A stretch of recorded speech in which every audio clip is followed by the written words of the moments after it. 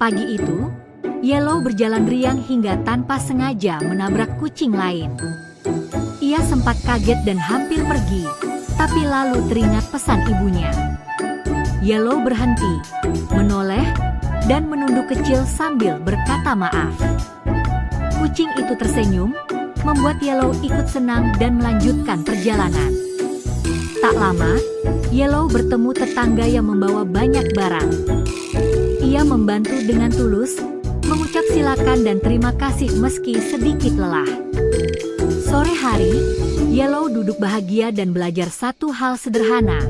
Kata maaf, tolong, dan terima kasih bisa membuat hati hangat dan dunia terasa lebih baik.